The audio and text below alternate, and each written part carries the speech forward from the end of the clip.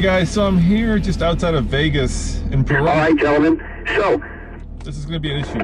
Like I said, it's up to you whether or not you want to use the paddle shifters or the manual drive mode, okay? If you do want to choose to drive the manual drive mode, is that you pull that gear selector back and to the left to get that activated. So, Chevy flew me out here to... Hey, Roland, I'm not sure if you heard me. I introduced myself. My name is Brandon Chapel. I go by BC. You know, your first couple, driving laps out here, you do want to we're going to take the first lap really slow. Just so I can point out some things, I'm kind of anticipating this group in front of us being a little bit more conservative in pace. So I'll get you guys a little bit of room so we can get going here on the following laps. You really need to adjust the rearview mirror on a race. So both cars are the same, both auto 8-speed SS Camaros. Okay, well, one of them, the one Roman is in, has a suspension package which involves springs, dampers, roll bars, 6-piston front brakes, and some other interior bits from GM Performance. Okay, turn 10 here, Mark. We're going to squeeze in that power, looking for turn 1. Back to the brakes, and down to 4th or 3rd gear depending, looking right here, Mark. Okay, starting to add that throttle in, looking for turn 2, fast corner here. Back down to 3rd gear, Mark. This starts to fall away from you in terms of elevation, so you do want to carry the brakes a little longer in that particular corner to get the car to turn.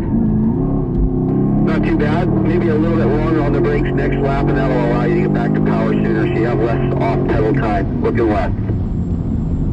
I mean, just a little earlier on that one, but later on this one. So we leave this corner straight. We can set up for the slalom. Back to the left here. All right, we're going to back down the pace here, Mark, so we get rolling behind us again, be a little bit more solidified. So there should be enough room. All right, let's go ahead and get going again. Looking good, Mark. Same with you there, Roman. Keep up the good work back there. Looking left, easing the brakes back. Good, back to power. So, the reason we're out here on a racetrack in a Camaro is that Chevy has a set of performance parts. So you guys are going to swap cars. So Roman, you're going to go to the unmodified SS. Mark, you will hop in the modified SS. So, I was just in the modified Camaro. And park about 4 to 5 feet of space in between each car, single file. Please put the car in park and set the parking brake.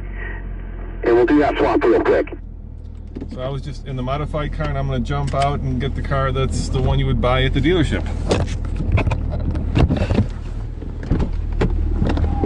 Howdy. Howdy.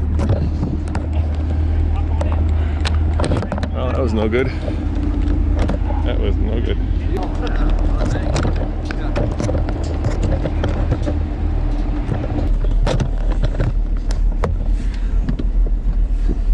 So I didn't have a chance to kind of tell you what the scoop was here because we got right into it. We were going pretty hot. All right, guys, if you can still hear me and you're good to go, give me a thumbs up. Perfect. We were pretty hot right away. All right, gentlemen. And Chevy's trying to show what a set of performance parts can do. So bigger brakes, 20mm lower car. So obviously, we're just waiting for the groups to the left to get ready to go as well. Mark, you're going to notice a little bit less body roll, obviously, okay? Stiffer springs, dampers, sway bars.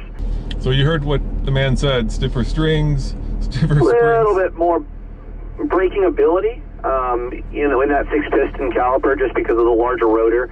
But if you were in an open lapping scenario, obviously you would have a longer amount of time before you'd start to experience brake fade. And the stock SS brakes are actually pretty phenomenal in terms of their size and what they're able to do with a heavier vehicle. Of course, I'm not a race car driver. I leave that to Paul on our team. So he's a much better judge of this. But you got me today, so we're gonna go in the stock car and see how it compares to the modified car. These race drive programs are a little daunting because there's a lot of different journalists here, and we're trying to kind of squeeze them. Okay, gentlemen, we are going to deactivate the parking brake. We'll get rolling here shortly. We're kind of trying to squeeze in film production while we're doing this, so it can be tricky. Here we go. I'm in the modified car. Just make sure both windows are up as well. And of course I have to wear a helmet. I've got a hybrid Haas device here in case we were to go off the track. Hopefully we won't do that. I'm going to do my best to not do that. I want to stay on the track, and hopefully I can keep up with the instructor and listen to what he says. Okay guys, we're going to go ahead and start to increase our pace here a little bit. Start looking left for turn 9, which leads into turn 10. We'll try to carry that brake a little longer into the corner, very gentle brake pressure. Looking right here, Roman, into the apex, really wide. So try to move the vision through the corner a little sooner, okay? We're 20 feet off the apex. And back to our brakes. Looking left now, okay? Watch my left side tires here. Good, perfect, much better. This one you want to be a little later on, so once again we're straight on the exit. All right, smooth steering inputs through here. The steady speed, try to manipulate the power just a little bit. Easing out if we need the car to turn better. All right, turn 6 once again. Want to balance on the brakes gently and deep into the corner to help it turn. There we go. A little balance, a little wide back there again, Mark. Overdriving the entries a little bit, so try to calm the entries a little so we can gain on our exit.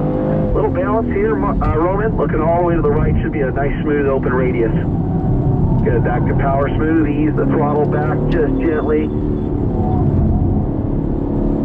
Slowing it down, real easy to come in here too fast. You want to be slow and tight on the way in, fast and straight on the way out. All right, if I'm being honest, I could not tell the difference between phenomenal the job, performance. Dylan. Hopefully you could kind of feel out those differences. I could not. With that performance suspension package. I did a video recently with the autocross course. Same thing as before, 4 to 5 feet of space in between each car. Nice single file line. And when you do come to a stop, please make sure the car is in park and we can leave them running. And there it was obvious that you could tell the difference. But with these cars, maybe I'm not a good enough driver. Obviously, this car is well above my pay grade in terms of its ability to go around a track. So maybe I wasn't pushing it hard enough to actually feel the difference in the performance parts. But you know, it's pretty scary out there. I'm trying to keep up with the instructor, and my heart's a thumping, and I'm trying to do a video. So you know, both felt really neutral, both felt very powerful, and both were way above my pay grade in terms of how these cars perform. So thanks for watching, and check out tflcar.com for more news, views, and of course, real world racetrack reviews. See you guys next time. Ciao.